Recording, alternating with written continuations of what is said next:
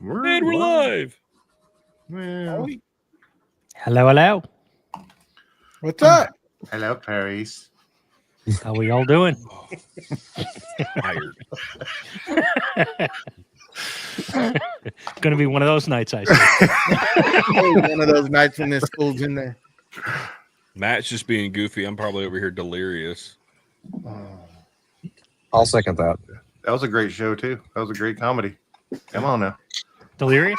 Oh yeah. Roll Eddie around. He'll be all right. What's going on, everybody? What's everybody up to? She can't climb a fire stairs, but she climbed a trio. So anybody else get a wild hair and decide to flip after shop today? No. I did that a couple months ago with you guys on a call at like midnight. I kind of did. Yeah, I decided that I would get more use out of my epoxy station not being stuck behind my golf cart all the time. So I moved my epoxy station to where my scrap wood shelf is. I have too much fucking freaking scrap wood. Everything else got in here. I mean, come on. Sorry. I'm tired. I'm delirious. I did a lot of work. Don't I even just spent some money at Rockler today too. Yeah, I saw that. What'd you get there? It Got a is little a DG? miter trimmer. Yep. So yeah, it's A miter trimmer. a miter trimmer. So when you're doing My like day we call those saws. Oh, is it Well- one of No. those- it's so after you cut it, you can then go and take a razor thin, so cut it just outside the line and then trim it to the line. So it's a perfect 45. It'll cut a 92 if you're doing, butt joints or whatever. So if you don't know what he's talking about, basically think of a guillotine, but Mhm. instead of vertical, yeah. horizontal.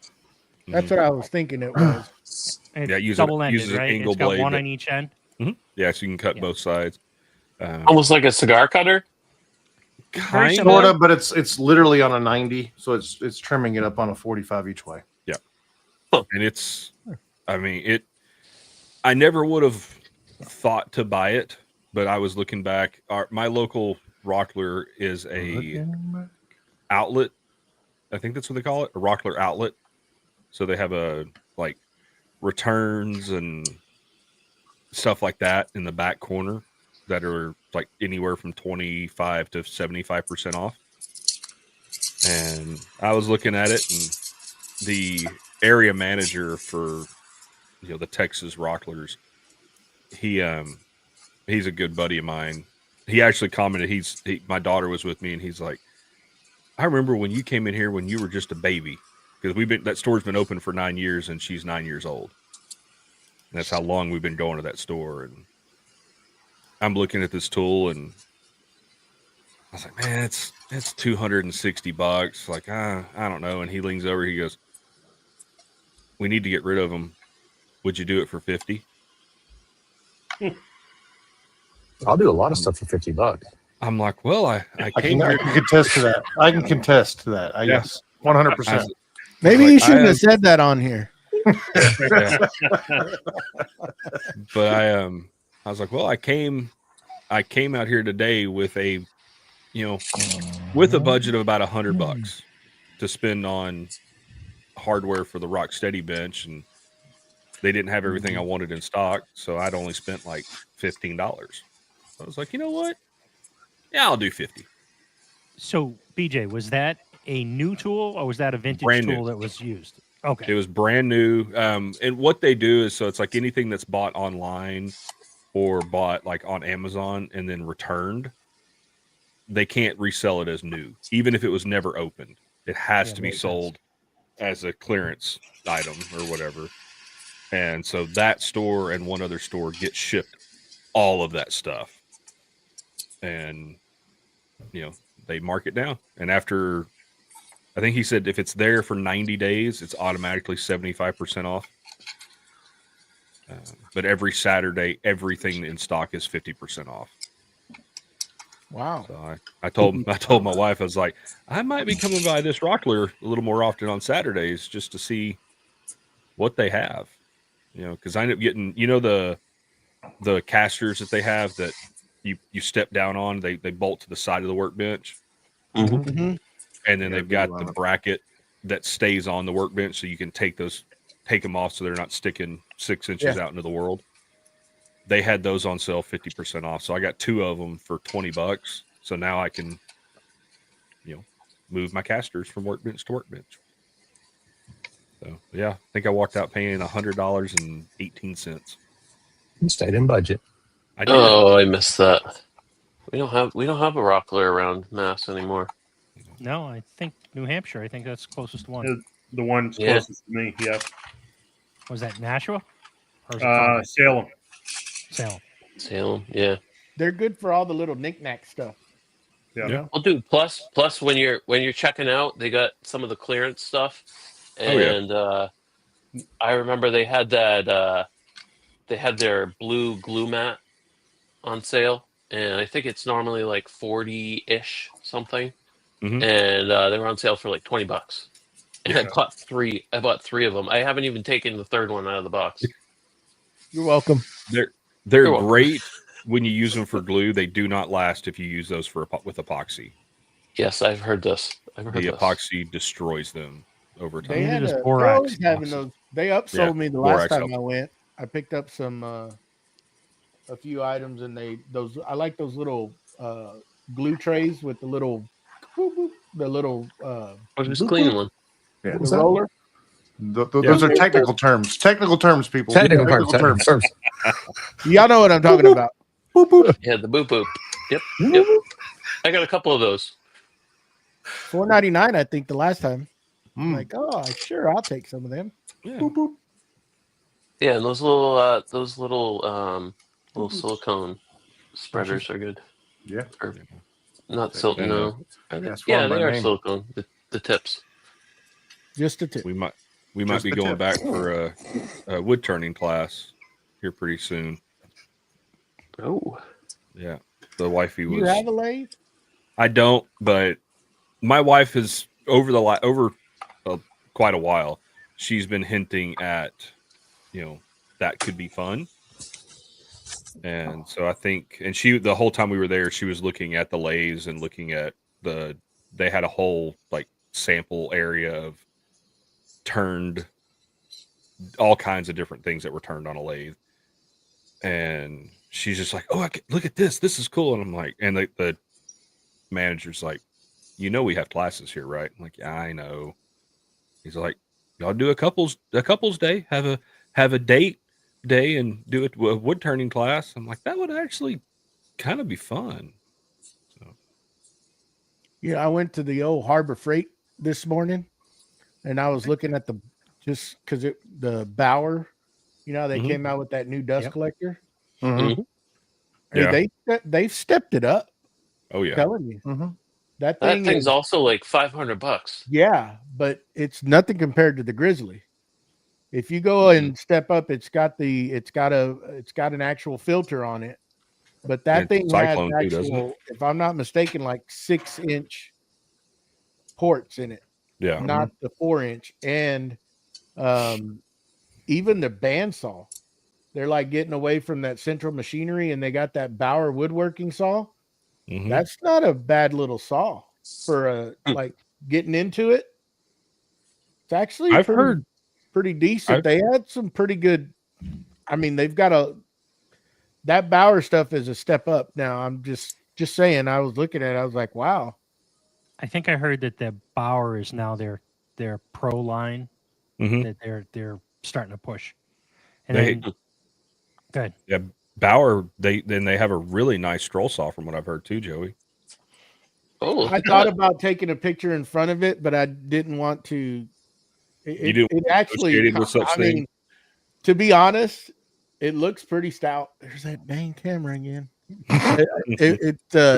You over there striking a pose, and your camera starts going everywhere. Joey, you can turn those off, the gestures off on those cameras. I know. It keeps coming back on. I go Uh-huh. turn the Sure. normal tracking sure. off. You How just do you keep turn turning that it- off? How do you turn You it just keep off? turning it back on. It's in the Yeah. software. You got to shut it off in the software. You just uncheck the loop button. Oh, ooh. What? Inside base. Bunch of That's doing smart inside asses. baseball. I've been through this software a few times, and I can't find where you turn that off. Did you Allegedly. But you know, turn it on. read the manual? Anyhow, Don't need no stinking So- manuals. Have y'all seen these things where people are finding these clearance deals at Home Depot and Lowe's and stuff like that? Where For they like get a penny, a penny. and they're I taking watched their one- car. They're not letting them buy it. Well, they let this guy buy it, and he bought 6 of them, and he bought those. And I'm going to butcher the name, Graco. Graco. Graco. The spray gun, the battery powered one. Oh, bought- bull. Bought 6 There's of them no- for a penny a piece. Those are $600 and something paint sprayers. I know. He also got toolboxes that were like toolkits that were like $80 or something like that for a penny. I was like, Wow. why can't I find this crap? All the videos I've seen of that, they're like the manager or someone shows. Oh, up they and try to goes, fight "Nope." it. Yeah, they Yeah, try to you're fight it, not and they gonna have buy to call it. corporate, and they got to call all the phone Yeah, numbers and 'cause- bullcrap. But it's a legitimate thing, I guess. Yeah. Really? Yeah. You make me go to Home Depot now to go check that. You got to check their website. Is what you do is you check their website and you find clearance items on their web, and it'll be for a penny. And what it is they've marked it as discontinued, basically, and they're not going to renew it. It's usually up on the top shelves and stuff, and you have to get them to pull it down. But it's which I know you have no problem doing. But I'll go find a line and get it myself. But they they- love me there. They Yeah. love me. so it would be just another reason for them to love you more. Well, there's a specific I'm always- there's a specific like sticker like as Mhm. it's like 80% discount, and then the next week it's less and less and less, and then it's just like just take it. We'll pay you to take it. Mhm. Hey, They gave it to me. They gave it to me. yeah. They gave me a lot of stuff. I gave them a headache. Because I think realistically, it's tax wise and like money wise for them, it's better to show a loss with a sale than a zero on a return. So like they just send it back to the manufacturer, they just pull it down. It probably looks better on the books if they're at least selling it for something. You Yeah, know, you charge do inventory. y'all You know charge anybody- inventory. Do y'all know anybody Yeah. that's ever bought one of those pallets from those? You know how Yeah. have you seen I that? did. And Usually junk. It's I used to know a guy that actually opened a store reselling stuff like that, and he said it was 60 to 70% of it just went into a dumpster behind the building.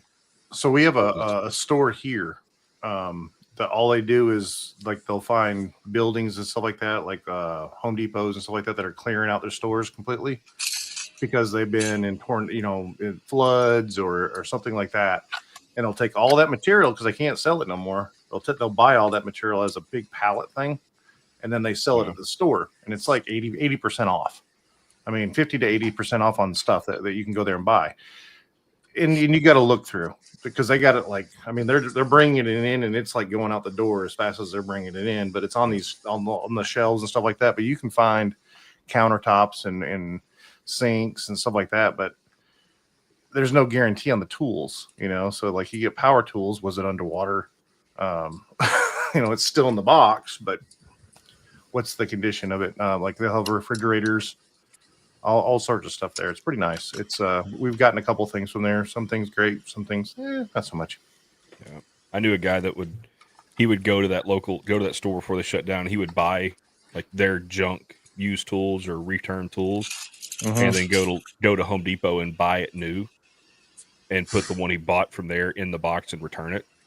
Thank that guy. And he did that for, I think he said he did it for like a year, and then they started opening the boxes when he was returning them, and they were like, "Oh nope, we're going to charge you a restocking fee," or "Nope, we can't return this because it's damaged." Because he would like buy it, go out to the parking lot, swap it in the box, and then go right back in the store and be like, "Oh no, I decided I didn't want this." It's very Dude, not you cool. got to wait like Yeah. at least a week or two before you take it back. Or just be honest and don't do that. Or just stuff. be honest and don't do that. Yeah. Because most of the stuff, because I bought tools from that guy, from that store, and I think the only thing I had die was a belt sander, and I was in there a month later, and I was like, oh yeah, that belt sander I bought from you died. And he walked over to the rack and goes, here's another one. Just take it. I'm like, oh, cool. Okay. He's like, I don't really warranty my stuff, but you do spend a lot of money here, so you can have it. Ooh. So, how long is the marination period for a lathe, Joey?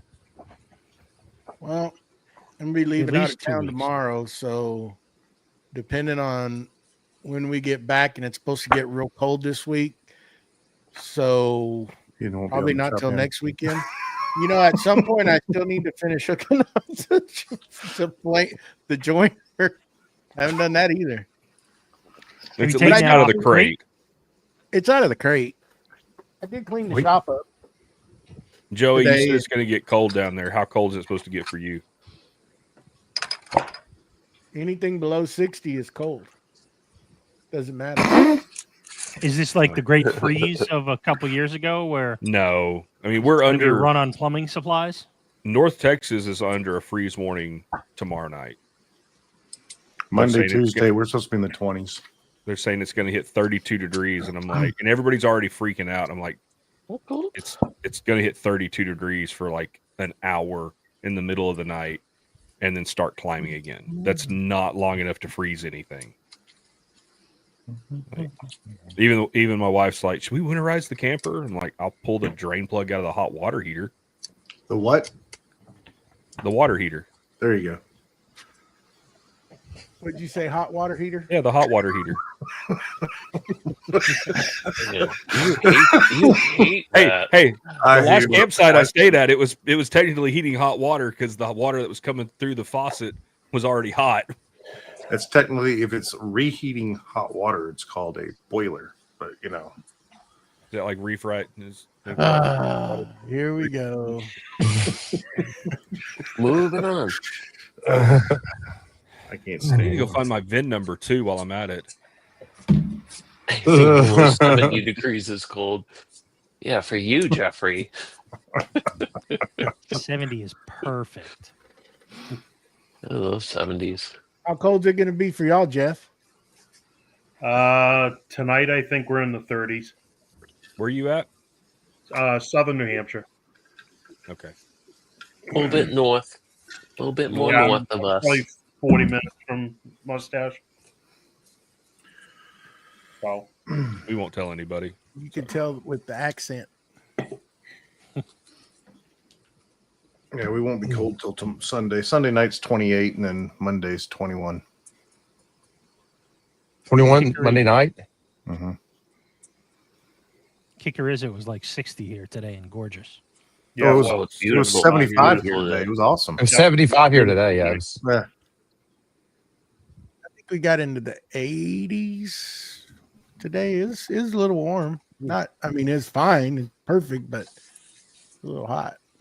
Yeah, pretty much after the sun quit shining on the front of the shop, I opened the main door, and it's beautiful.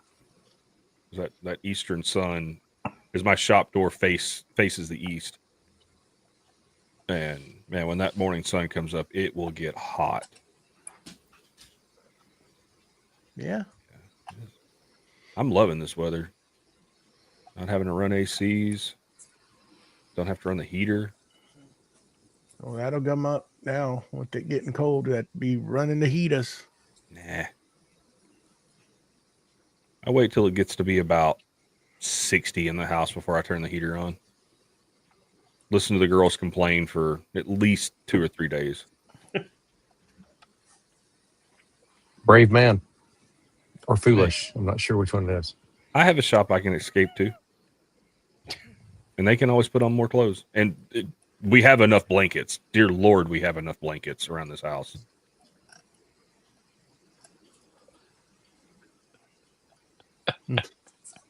My wife is a blanket fiend. Tell me turn around. Look at this blanket I got. Isn't it pretty? It has holes in it, honey. Why does the blanket have holes in it? it's an It's Afghan. knitted. It's pretty.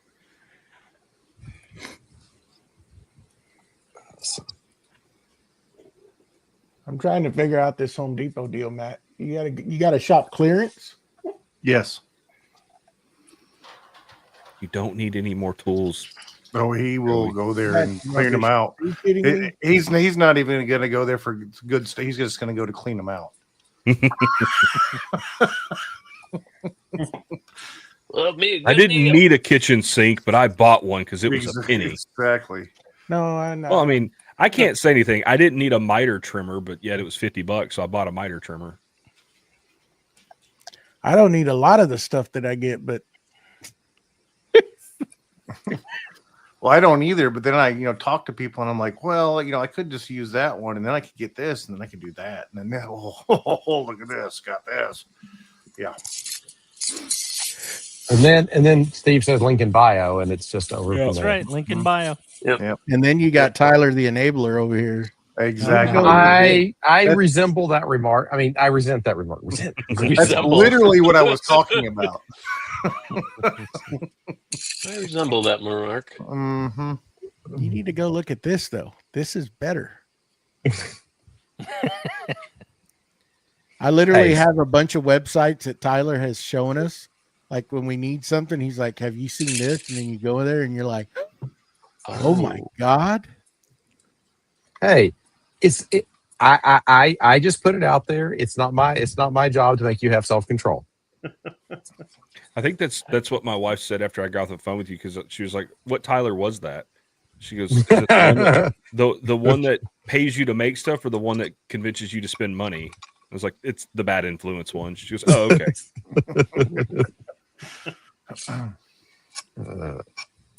Yeah. So I was like, "But that's why I have awesome sustainers around my shop, and all my That's right. hardware is Speaking- organized." Speaking of sustainers, did y'all see that micro jig 100th anniversary? How many did they say that they're making? 1,500. But did you see the price on it? No. It's $375. Oh yeah, I don't need Jeez that almighty. bad. Yeah, Oh no. my! All because it's custom colors and all that stuff. It's neat though, but it's kind of pricey. How many did you buy order? one? One. Only one. Uh-huh. I think they limit I it to thought. only one. No, I didn't order it. Sure. I refrained from it. I was like, man, it's nice, but not that much. Is it on their site? I don't see it. It's on you and Tool and Fastener link in the bio.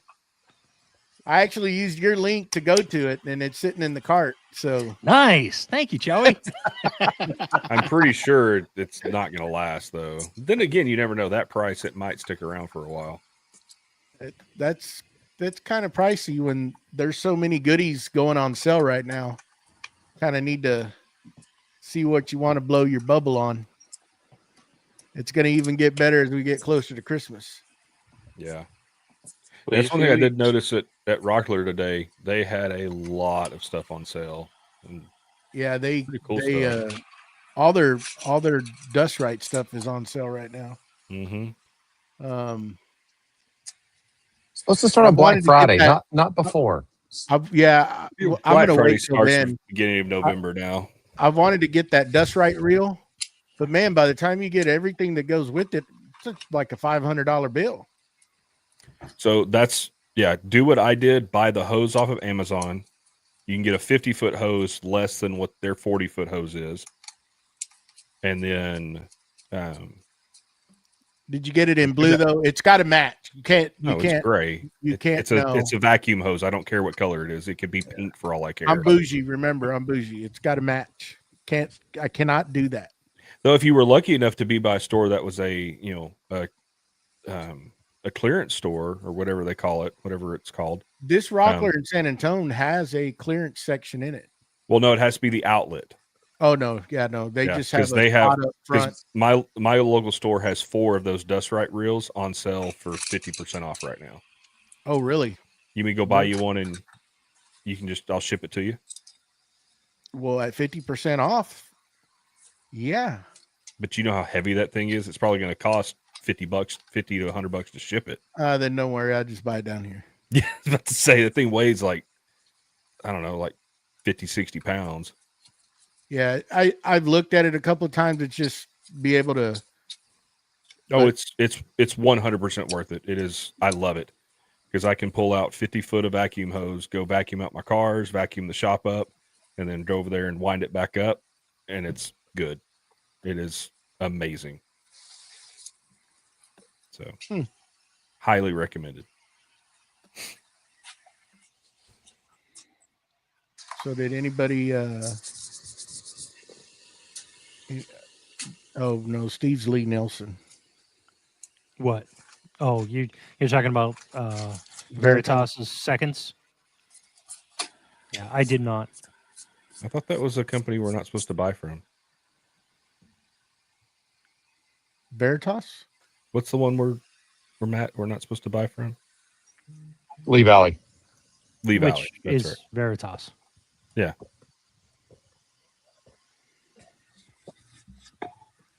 I mean, is that even still a thing? That whole Thing? Pat Lap thing?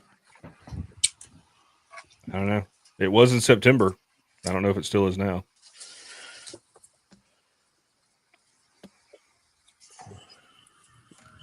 Well, I'm too invested. I'm too invested in that line. I mean, they're still a great product. Yeah. Oh yeah. I've got a couple of their plans.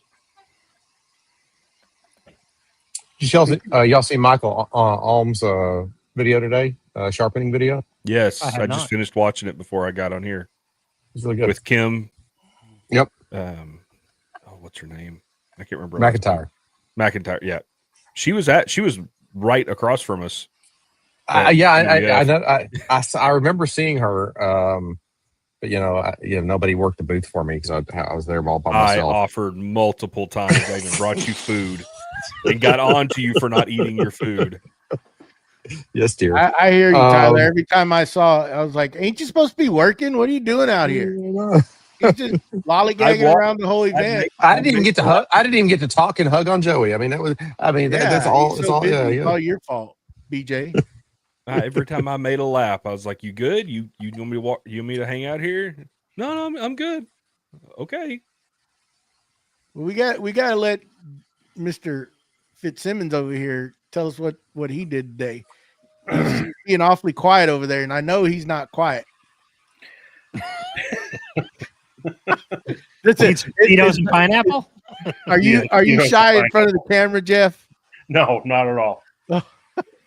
Not at all. I'm still tired from last night from beers with the boys. How long were y'all on there? I Two? jumped off at like 11. We pulled the it was plug at us. about I think it was 2 Yeah, ish. it's right before two. It was right before Good two. grief. Yeah. There Well, were that's like early. 4 of us. We're just hanging out. Yeah. Me, Steve, Ronnie, and Warren? Warren.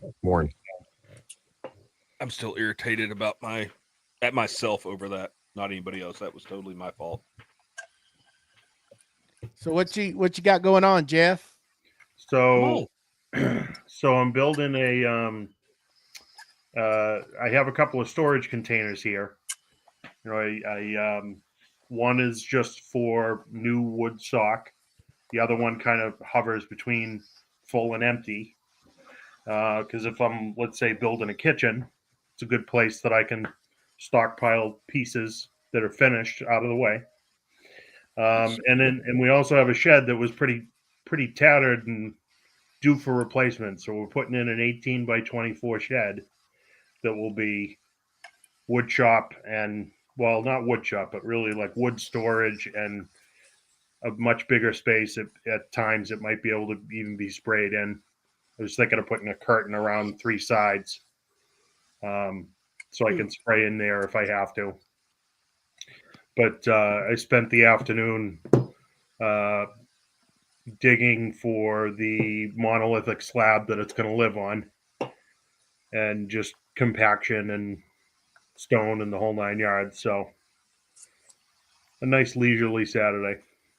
Are you gonna pour the slab yourself, or are you just getting it prepped for? No, I'm just prepping it. I try and do as much of it as I can, but I can't count on enough people that won't be hammered halfway through the pour Oh, you got those kind of friends, huh? to make sure that the floor is going to actually be level. It's not the wood shop though, Jeff. It doesn't matter. He's got a Yeah. drain. It's Yeah, okay. but still, Yeah. You know, Jeff, when you sloped on invite them all purpose. over to help you and you say, I'll buy the pizza and beer, you don't do it you until the last withhold the hour, I know. beer until Yeah. they're done. I mean, I just figure you know, if you're pouring a big slab, you just do what the big, you know, the cool thing with all the influencers right now is just do a dry pour. Oh, No, Dry stack. no. So silly. I saw another one of those the other day, and I'm like, why?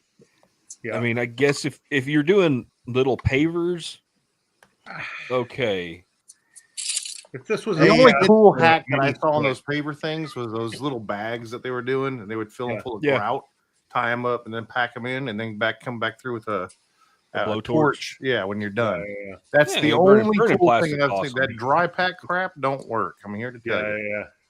So, Well, oh, go ahead. this works Jeff. out to be 11 yards, so we're not dry packing this. No. At point bag. So this isn't the start to the timber frame that you want to do, is it? This it is and it isn't. Like this will be cold storage that will be attached to that timber frame wood shop down the line. Nice. So, do y'all know? Oh, go ahead, Steve.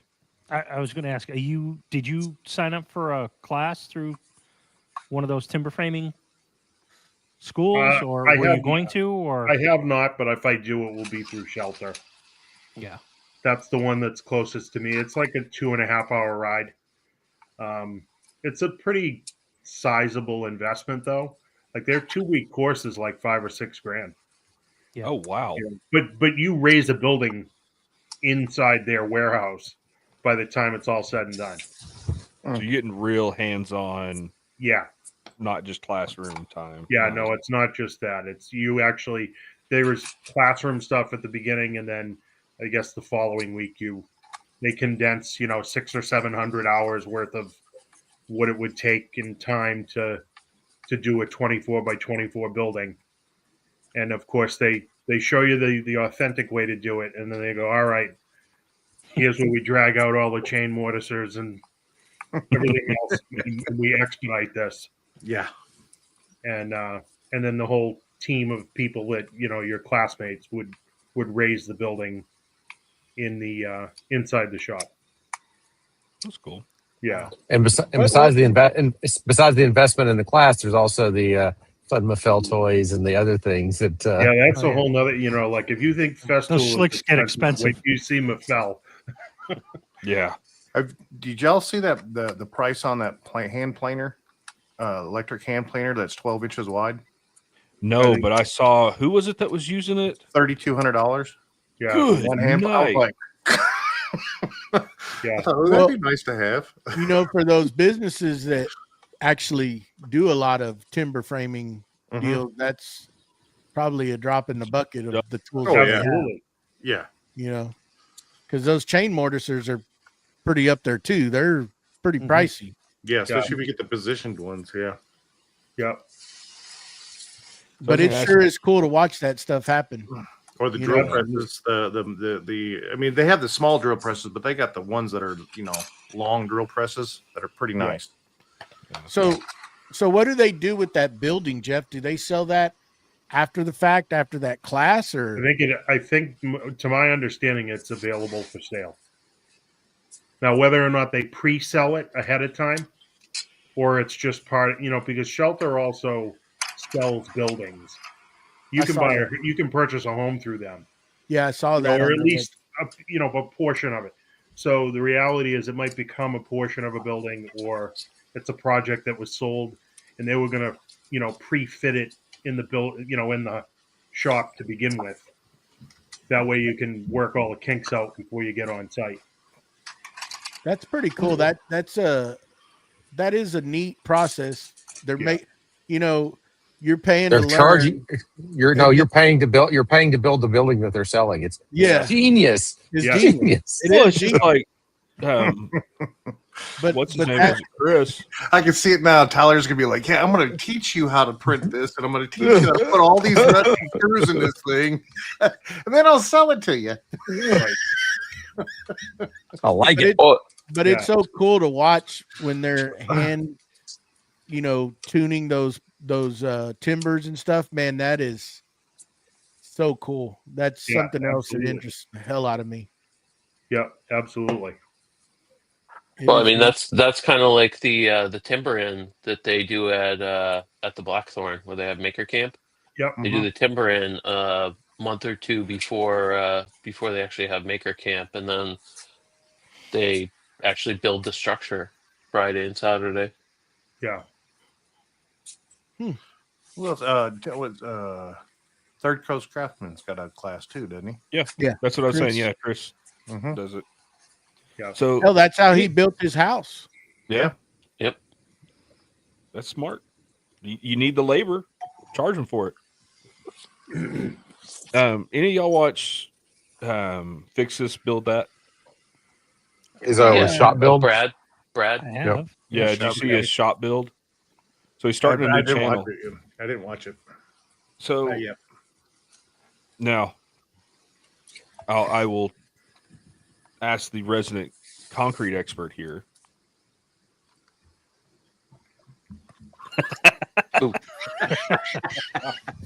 Yes. So Joey, no, I mean kidding. I'm kidding.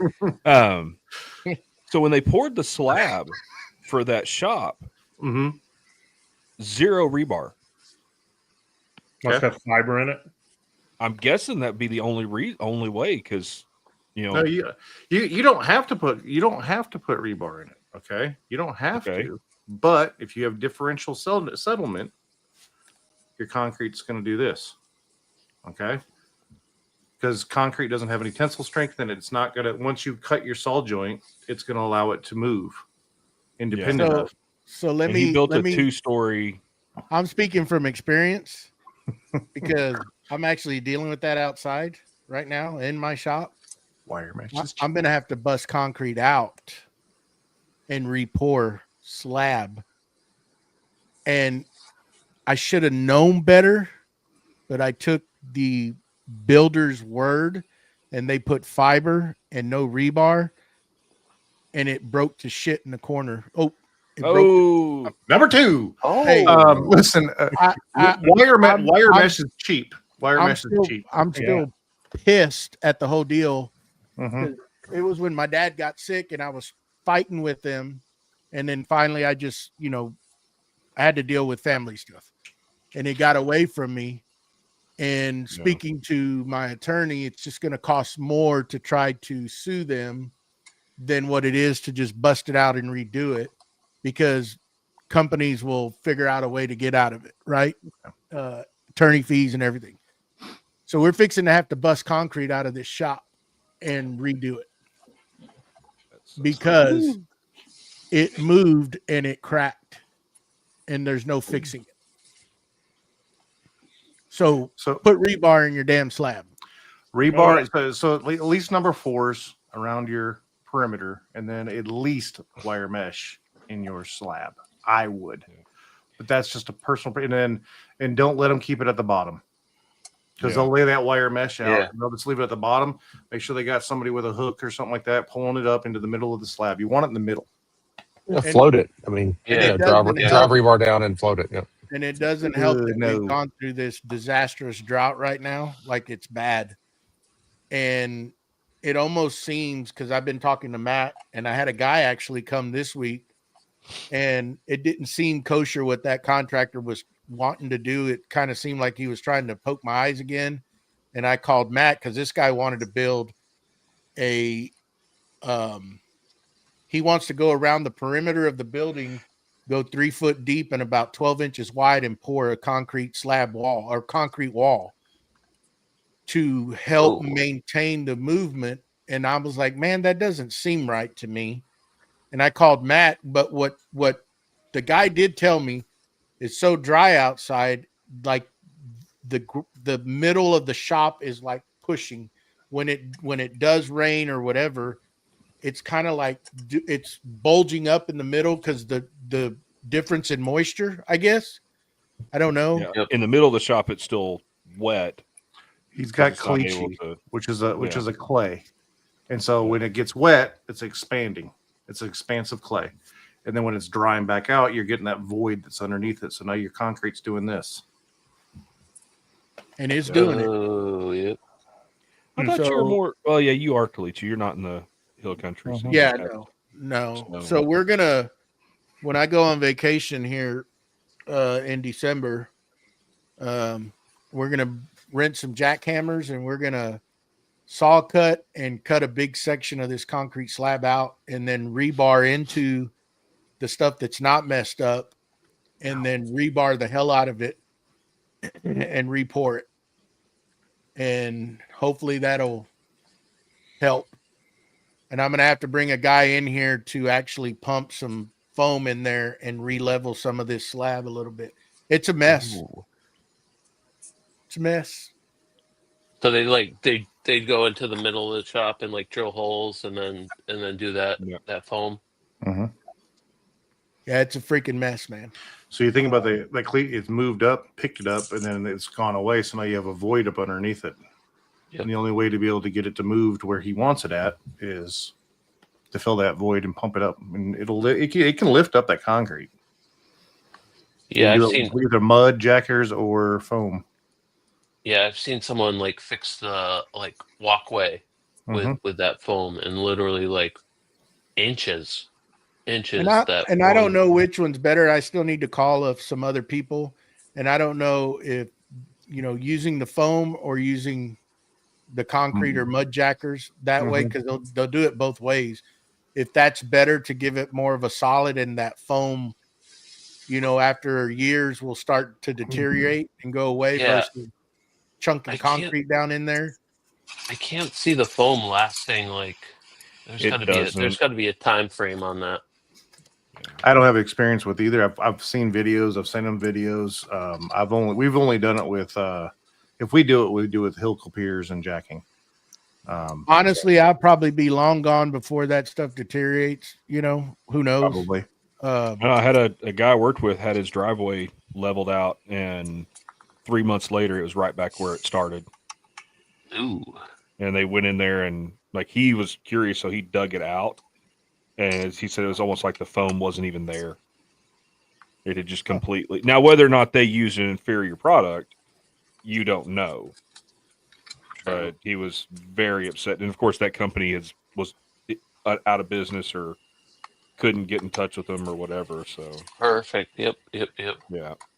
So, Jeff, do y'all put like footers in first? Do you pour up in y'all's area? Because y'all are different because of frost line, correct? Right. So frost line up here is typically 48 inches. So in a typical setting, we'd have footings, and then we'd be putting frost walls, and then pour a slab. And it's 3 steps, 3 days, that kind of thing. But because this is just going to technically be a shed, I can get away with what we would call an Alaskan slab or a monolithic slab. So it's basically like a 12-inch wide footer, 12-inch launch, and then it's all poured in one shot. There's rebar in the footing section, wire over the top, wire through the slab itself or mesh. I wasn't a fan of the fiber option, so I'm probably not going to add it. I just feels cheap in comparison, and I trust it more. Are you burning your slab, or you just put broom in it? What are you doing for your finish? Probably just broom. Realistically, it doesn't have to be anything fancy. It's all I want to be able to do is roll. Like I have shop carts here in the wood shop to just bus cabinets back and forth all over the place. It's just got to be able to roll that kind of stuff. So I'm not really getting fussy. I just tell people that because I know you're going to have a colder area, and usually you want to put air and entrainment inside your concrete, so because you have that freeze thaw, so you put a little bit of air in your concrete, so therefore it gives it expansion. Yeah. But if you trowel it, if you heat trowel it, then it'll spall. That top layer will spall on you. So that's why I asked what kind of finish you're going to put it. Yeah, probably brushed. What do you mean by spall? What is that? Delaminate. The top of it will Oh, okay, delaminate, okay. and it'll have divots in it and stuff because of the air. You've heated that area up, and it makes it delaminate. Interesting. Did not know that. Well, Yeah, you'll get somebody like a crew like us. They'll come out there with like 5 guys, and Yeah. 2 of them are pulling the chain on each side, and it's a big, huge logger chain, and we're dragging it across your slab to be able to listen to it, where all the delamination's happening. Yep. Yeah. They use that on our bridges all the time. Mm. And it's not hard to find one that's bad here in New England. Nope. They're all Yeah, we got a few. We got a few. Yeah, they're all bad because they're all about 100 years old, they're all Mhm. terrible. and the salt just destroys them. Yep. Yep. you know, I didn't calcium. realize concrete. There's so many different things that can affect it. Even a buddy of mine, they built a brand new home, and we got this has been years ago, but they were laying the brick midsummer. I mean, it was 100 plus, Mm-hmm. and the storm came through, and that whole new section of the house got wet, and they claimed that mortar was put on. I don't know what they figured out was it dried too quick and it got porous, Mm-hmm. and that water just the wind was blowing so hard that it blew that water through, and I mean it flooded his home on that end, that brand new addition. And I was like, I couldn't believe that happened. And they figured that it wasn't mixed correctly, and when they were laying it, it was too hot and it dried too quick, and it just porous. They had to knock that whole freaking addition out, the brick and everything, and redo it. So usually in brick, I don't know how. I mean, I don't know anything about it. I'm just like, so with brick, when you're running brick, you usually have a ledger that you have to pull up to, which is going to be about 12 inches above subgrade. So that way you can put your weeping members into it. So if water gets behind your brick, in between the brick and the house, there should be an airspace that's there. right, correct. With weeping tiles down below it that allow water to drain through. That's what's supposed to happen. Now, if your brick's getting too dry too quick, you can wet your brick. They do misters and stuff like that on it. But your mortar, you want it to adhere by putting it on and it absorbing some of the moisture from the mortar into your brick or your block. It sucks that all out, and it pulls that cement in that into the brick or block. So therefore it gives it a more structural component. Was that kind of the same way with tile?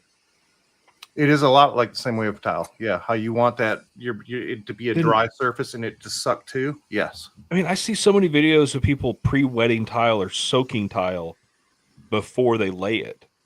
So There that is completely... so in tile, when you have porcelain tile and stuff like that, there's different specifications for if you're supposed to soak it first or you're supposed to lay it dry. Okay. So it depends on the type of tile then. Yes. Yes. Okay. I've only laid tile one time in my life, so I did I did a too. pretty and it's Matt's fault, but yeah. What? did he stand? Oh up yeah, and that's right. do it? I completely forget about that. Yeah, backsplash. Mhm. When I built this apartment over here, he yeah, I was done, and he had to open his mouth, and then I ended up having to. I didn't open my mouth. My Yes, wife she did. My wife opened it. You know, it looked a lot better if you had backsplash on that wall. And then his wife went, "Yeah, it would." You're right. Son of a. And now I we were cussed- only I talking like a cussed him. 2-foot strip, and next thing you know, he's doing a 6-foot strip. I cussed him for days as I was laying that because I'd never done it. And of course, when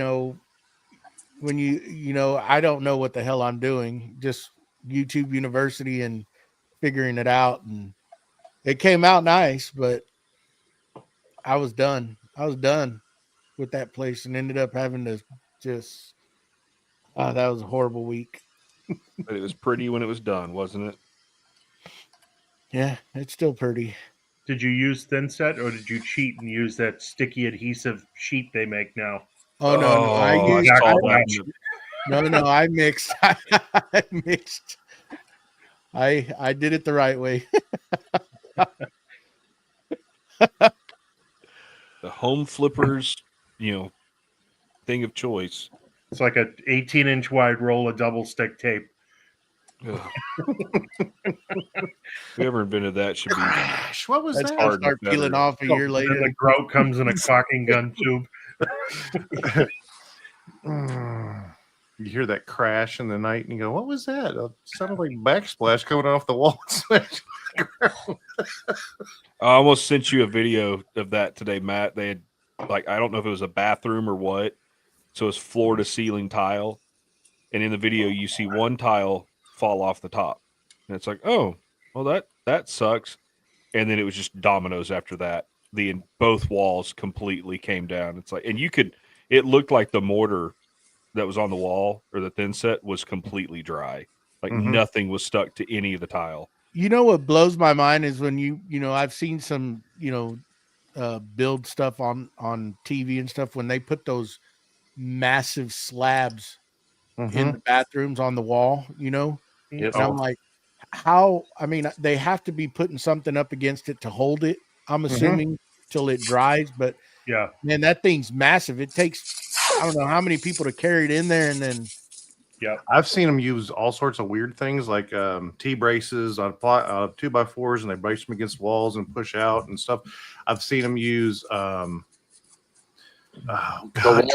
DeWalt Grabos where a guy's doing splits, setting tile. I've seen them This use is- That, what by is the it? way. It's tractor trailer And dividers. load bar. Yeah, that load bar. And there's I've seen Yeah. Those all actually sorts would of weird. work good. I've seen them use all sorts of stuff. Yeah. you know from experience, Jeff. Seems No, like but I mean, I've done it with a third hand jack, like you'd use for upper cabinets. Yeah. It's just a ratcheting pump jack that is extendable. But I I mean, watched a one- load bar is same idea. It would work. I watched a guy doing a shower today, and it was in a foreign country, but he had the whole bottom was one slab, one total slab, and it had a drain in it that was probably 24 by 24, and he was lowering it down. They were lowering it down with a winch on one side, and he's got this thin set all spread out perfectly, and he's inside the drain and he's crawling through the thing as they're lowering it down, and I'm like, all by yourself, bud. All by yourself. Because there ain't no way. First of all, I ain't fit into a 24 by 24 hole. That ain't going to happen all by itself, but let alone Yeah. lowering down a big, thick 3/4 inch slab on top of you. BJ, you need to send everybody else that damn video you sent me today, because that was I mean, you can't deny it wasn't impressive. It was impressive. it would have been more impressive with what I said. I'm just I'm not going to repeat that because we are live.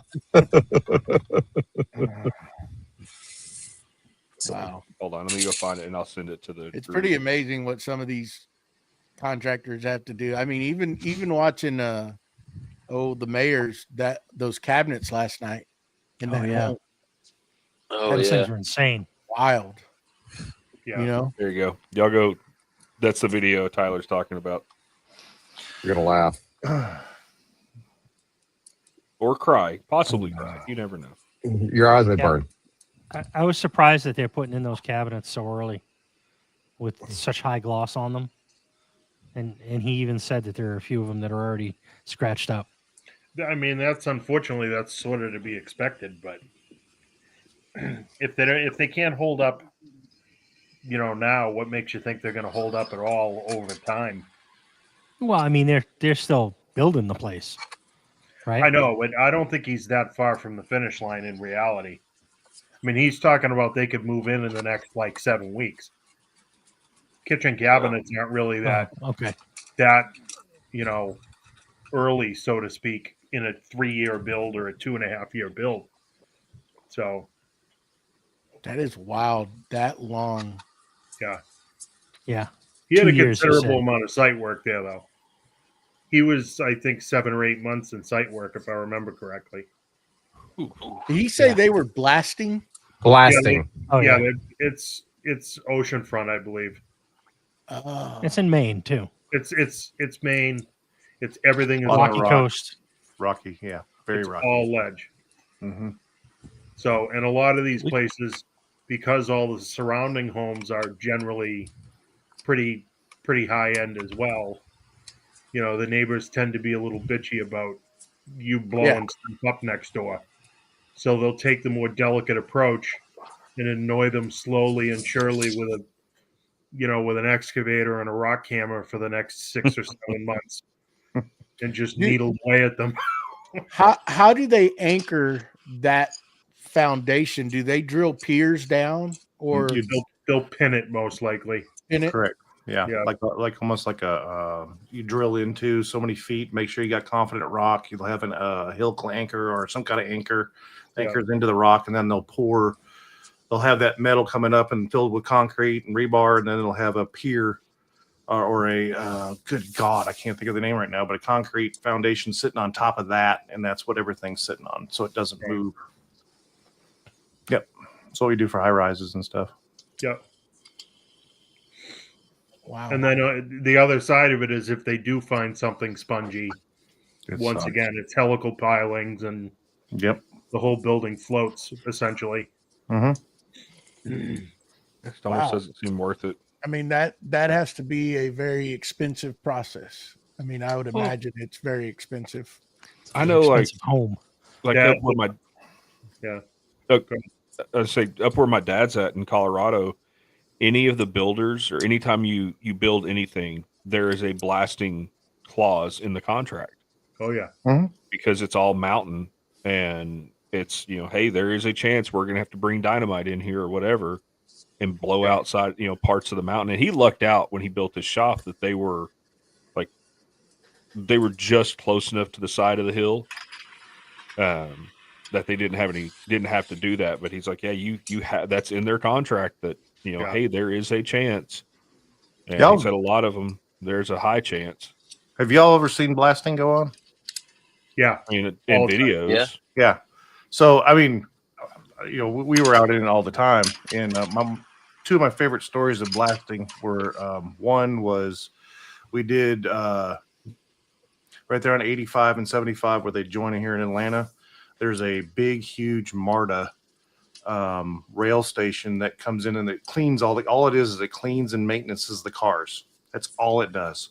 And so we got all these railways. Well, we had a blast to get it in, and it was right on the 4th of July. And we had the blaster was in, and he did the whole entire thing, which I didn't get to see a lot of it, but I got to see some of it. They had all the rails, and he was ready to blast. And he was putting on a show for us. And so we waited until almost the end of the day, and he blasted that. It was red, white, and blue is how he blasted it. So it all shot through all of the buildings. Cool. It was pretty cool. And then the last one was I wasn't on site. I was coming up on the site, but right here in Douglasville, Georgia, they were putting in the mall of Douglasville and Arbor Mall, and they blasted, and they didn't cover it for some reason. Oh. And it went across. I mean, there was chasing that stuff for half a mile. Police had everything shut off. We're right next to the interstate, but there's also a huge, like the largest building development at that time for Douglasville was right behind that, and they blasted this right about 6 o'clock at night. And when they shot it off, they had boulders going through people's roofs. Mm-hmm. Oh my God. How could they not cover that? Because they were trying to shortcut it and not put a surcharge on top of. Yeah. Sometimes there's no effective way. Like we've done it here near the interstate, Steve, for instance, like Route 93, major interstate here for us. If they want to blast, they'll close the highway after they've, loaded all the holes up. And if there's nothing they can do in terms of putting blasting mats over it, they just send a couple of loaders out there in the road, and they literally will clean the road up and push it off to the side after the carnage is over. There's nothing they can Dear do. Lord. We blasted in Villa Rica, Georgia, and Villa Rica, Georgia is known for like two things. Okay, Yeah. one, they had a big gold rush here in back before I was even thought of, and then secondly was when they were putting I-20 in, they were blasting down the road, and there's a rule now that you have to carry blasting caps and dynamite in two separate trucks. That's the location where that came to. That's the location where that became a law because they called him. He was in Douglas County at the bar, and he went riding down I-20 and and he's no more. But we were blasting doing the Walmart.com, and we're also known, like I said, for the gold and this, that, and the other. So they all know this. And we blasted, and we had a layer of black granite, a layer of quartz. So I know geologically we're going to have fool's gold that's going to be sitting there. Well, they blasted this thing, and they were doing two blasts. So they blasted the first blast, and all that rock came to the surface, and it's shiny gold. Oh. And everybody rushed to the top of the hill. We have a surcharge sitting right there that's live, right next to it. And all these guys are picking through the rocks and pulling. I mean, we were pulling chunks of fool's gold out. It was huge, big as my head. And some of it had some stuff in it, like gems and stuff like that you can find in that stuff. But there wasn't very much. But yeah. We literally had a live surcharge sitting right next to it. And we're trying to get everybody off the hill, and they're over there picking through all the fool's gold. Pyrite. I think I have a chunk of that here at the house somewhere. Put it in water. Watch what happens. What happens? It dissolves. Really? Yeah, it's iron pyrite. Oh, okay.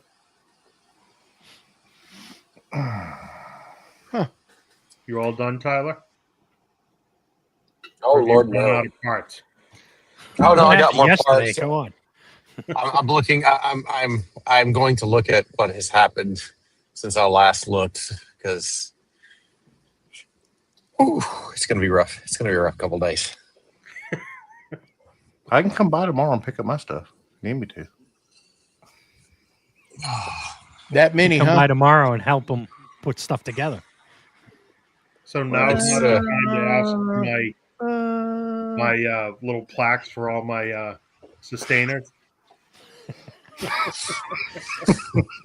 Maybe wait until 26. So like, Oh, yeah, that's a banner. I asked for 6 months ago.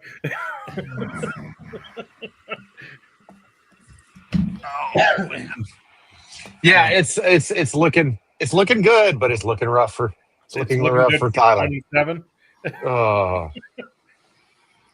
So yeah, my boys were down here with me today, doing a lot of the grunt work, so I could do assemblies and do other things to be ready to package and get things boxed up for tomorrow and Monday. So, So needless to say, the video that dropped yesterday has had a good effect on you. a positive monetary effect. A negative I'd say sleep schedule. Sleep. I mean, my Mental. sleep schedule is terrible anyway, but it's going to be a rough couple of days, a few days. It's not going to be a few. It's going to be a few days. It's a lot. It's a lot. Which I'm very happy. I'm very thankful for. Not complaining at all. But I did have to make a large investment in sustainer S76s. So, yeah. A lot of S76s will have to be on their way to me. So Nice. That's That's what you it's the want. good thing about bundles. Yeah, it's the good thing about bundles. It's the bad thing about bundles too. So Yeah. yeah. Oh yeah. I'm ordered a bunch of S76s. So a pallet. Yeah, I'm pulling a Joey. I ordered a pallet. There you go. How many are on a pallet? 400. Really? Yeah. Ouch. I don't need them. I mean, I don't. I'll say I don't need them all for what's happened. I haven't got I don't have a count currently. It's a big. It's not a small number as far as number. I know I'm through my current allotment that I have here.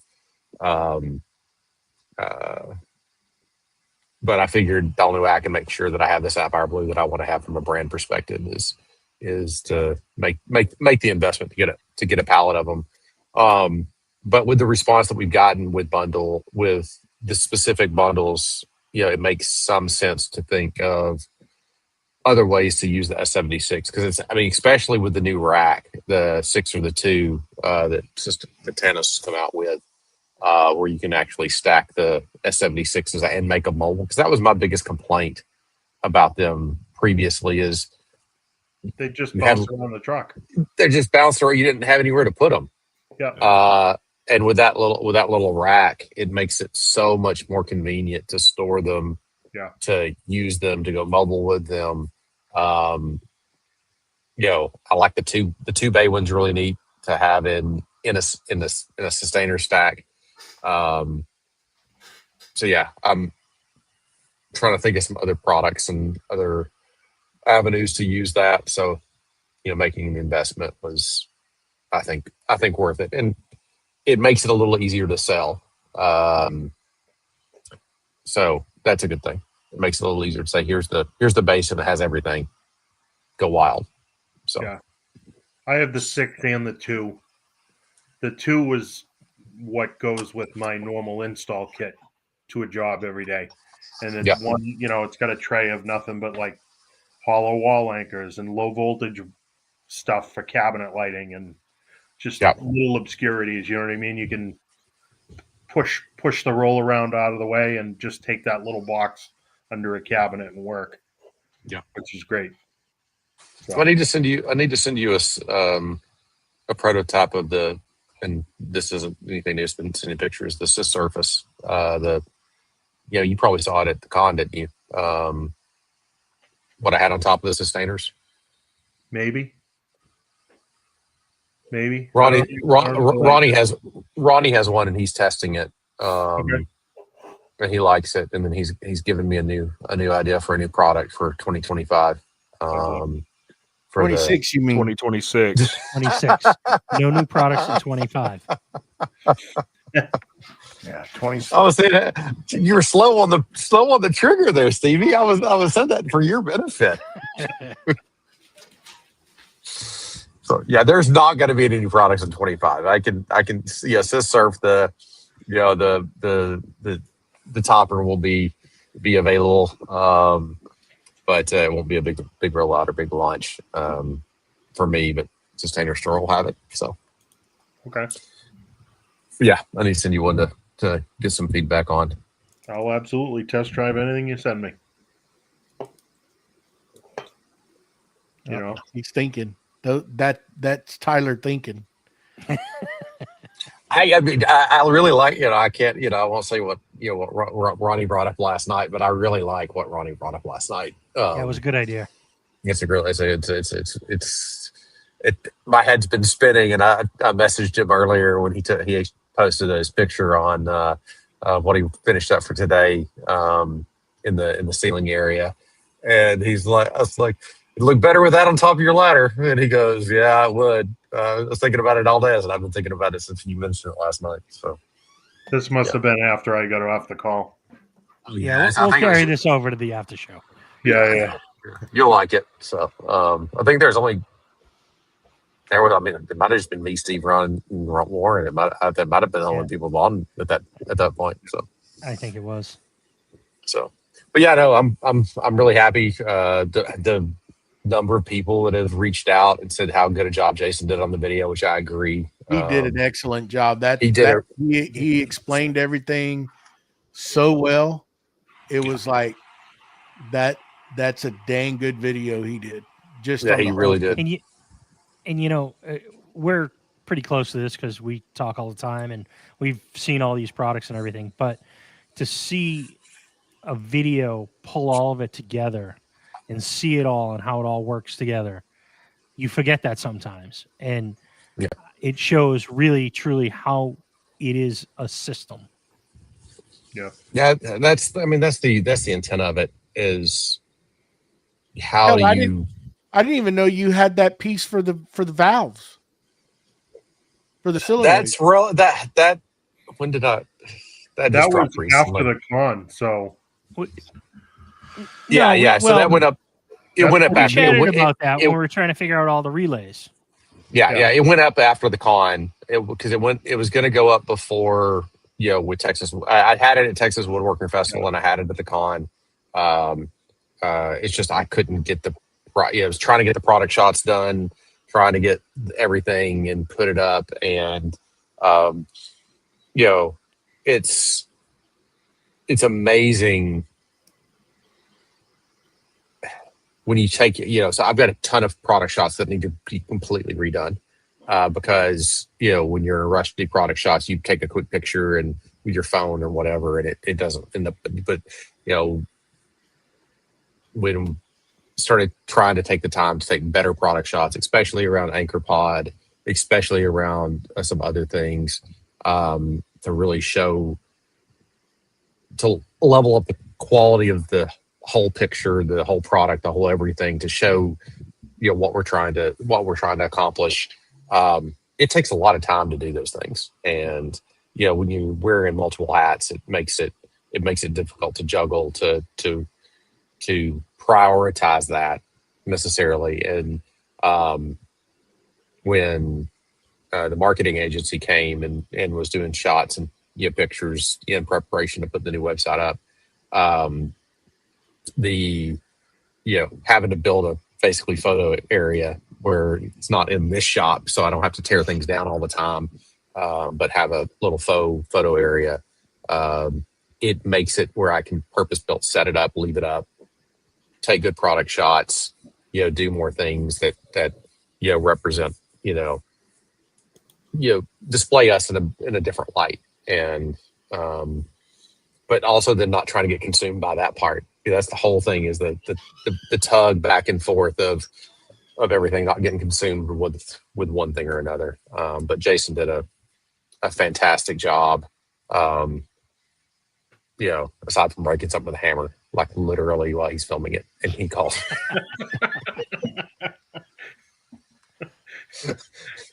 And, I mean, the dovetails are tight. I mean, the dovetails are tight on the hub, on the parts that go together, purposely, because I wanted to get away from having to do a fastener on them. Just from assembly perspective, for customers, but also for a manufacturing perspective. And the dovetails are tight enough that once you get them together, you can wiggle them apart. But they're You almost broke it at TWF, didn't you? Yeah, because we're trying to drill, because the bottom of the dashboard doesn't have a channel like the bottom of the MFT does.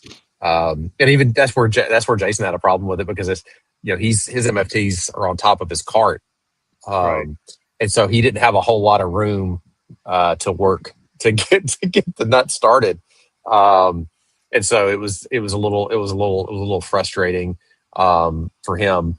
But and I tested it on mine, but I tested on mine when it was on the legs and not on the cart. And so I went out. So I was like, he's like, literally cursing me when he's trying to assemble it.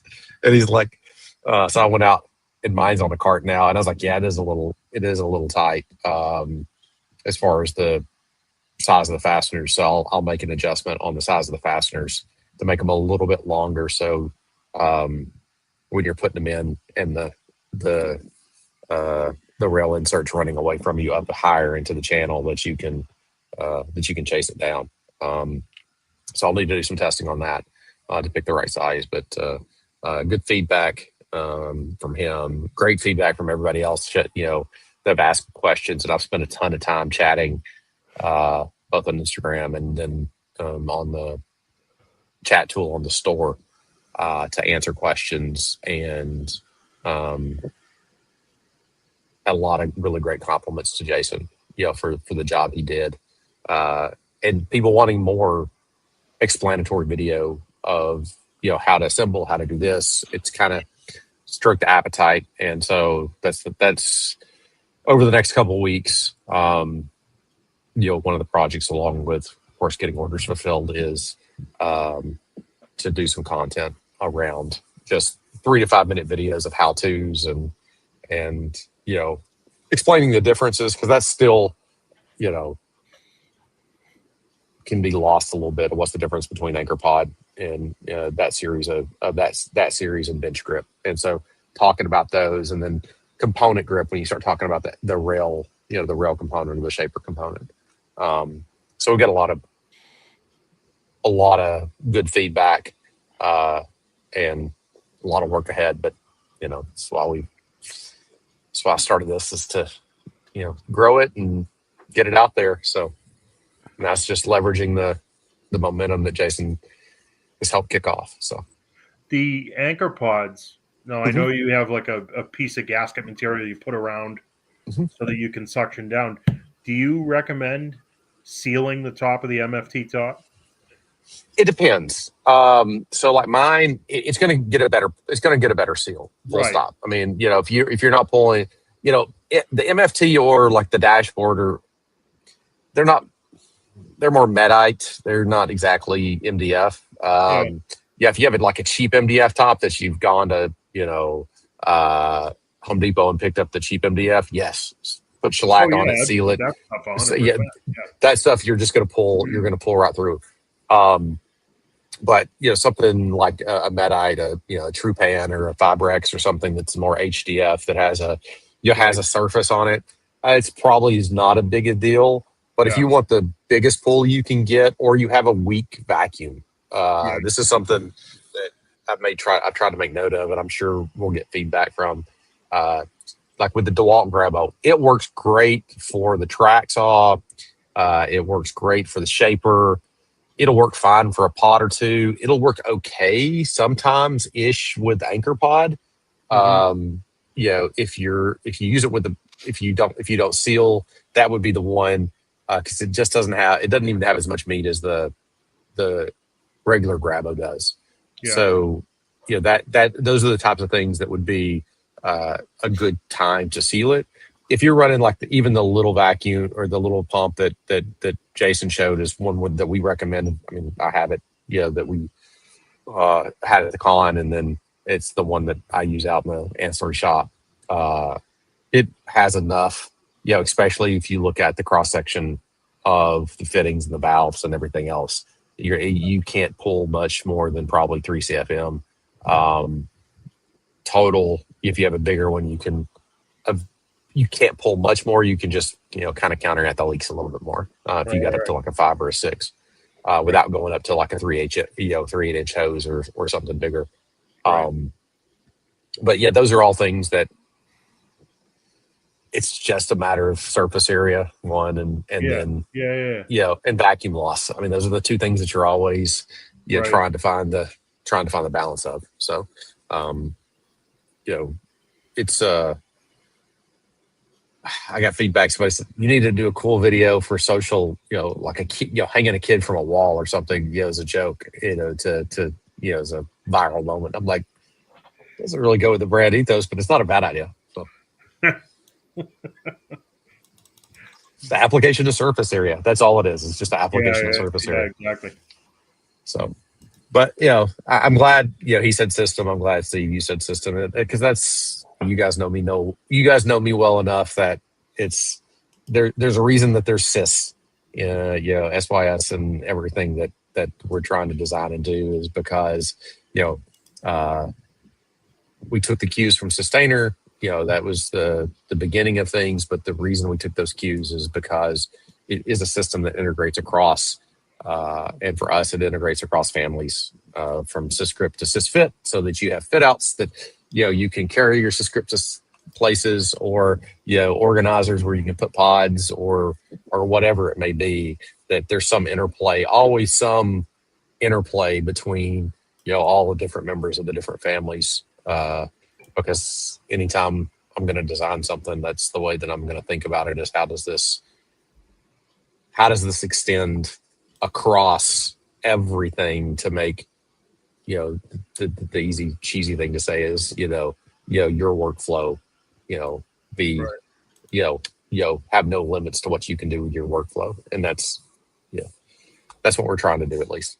So Nice. even Argus, like even Argus is just the simplest little thing, but it's just the friction point of having to take, the magnetic dog hole covers out or adjust the pods and trying to find a tool to do it every single time. Just trying to take that one little friction.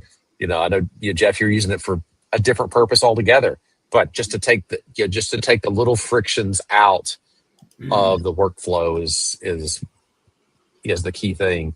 And I think the way Jason set it up is the way that I have it set up in the shop is they're always right here on the front of the bench. Yeah.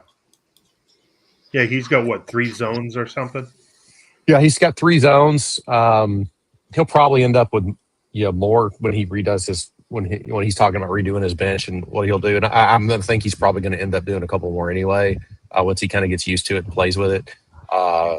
But he doesn't. He might do another zone for another anchor pod at the other end of the bench, not because he needs it from a hold down perspective, but if he's just working down that into the bench, you might as well have one. And like you said in the video, he's like, he asked, he's like, he was setting it up and asking for some assistance, and we were going through it over video, and he's like, I should have put my release in the middle bench, not on the far left-hand side, so that I could reach it when I'm down here. I'm like, we'll just put another release on, Jay. It's fine. It's no big deal. And he's like, oh yeah, we can do that. I'm like, man, it's, the world is your oyster as far as Plumbing making it valves and simple. I mean, it's, and I wish I had the valves and the release up on the website right now just to make it even easier for people. That's a 26 project, a 26 investment to take up. And I want to do a vacuum to have it on the website as well, but I mean that's a hard that price point of that one that you can get off of Amazon. That's a hard one to go up against as well as it works. And I don't think I can get anything quite down to that number. So yeah. Lots So of yeah, stuff. yeah, lots of stuff, lots of great stuff, and very thankful for Jason doing it, and very thankful the response of the community so far, and of course thankful to you guys to give us a platform to talk about it as well. With CMP and a lot of thanks to go out.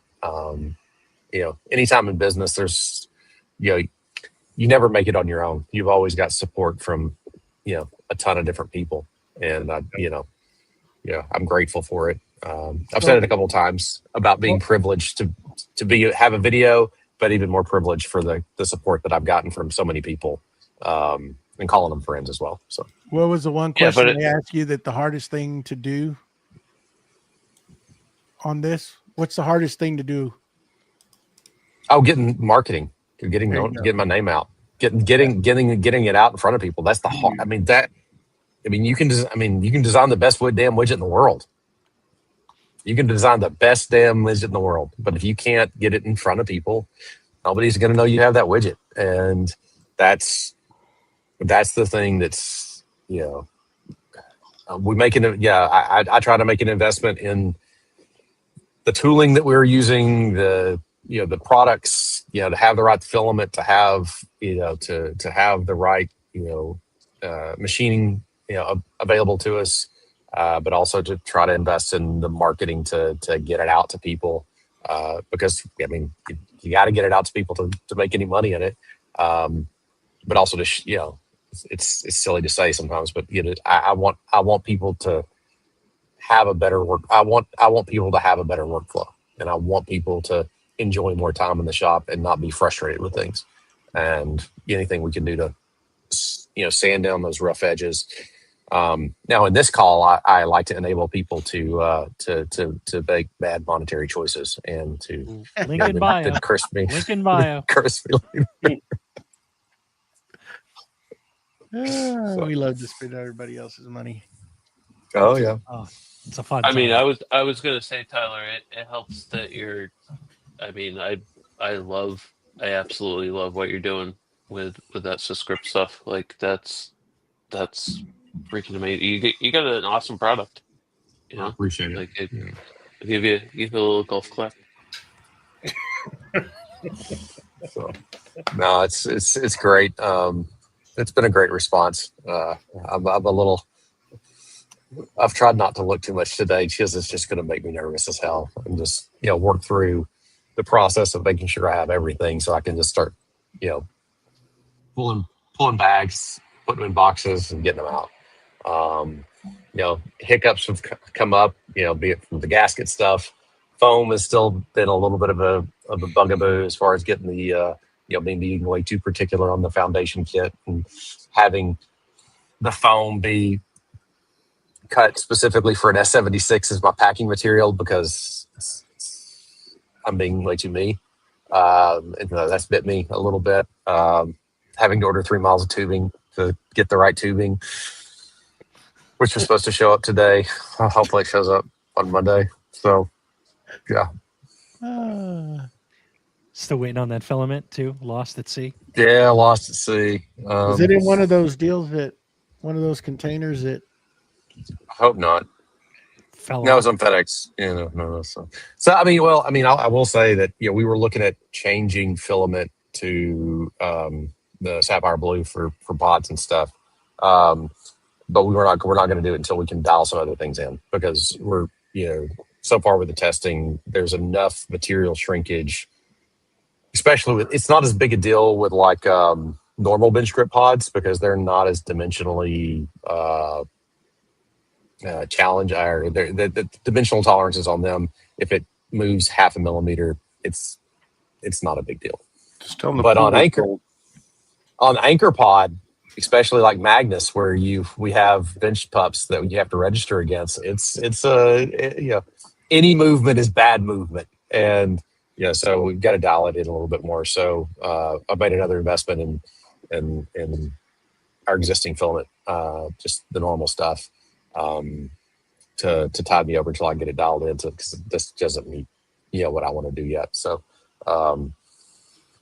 got some runway there, so don't have to go blue yet. Want to go blue, but not going to do it until everything's dialed to be able to make sure we hold up our end of the bargain. There you go. Well, why don't we take this to the after show? Sounds good to me. I second it. All in favor, say aye. Aye. I'll allow Let's it. have it. Meeting adjourned. See everyone tomorrow.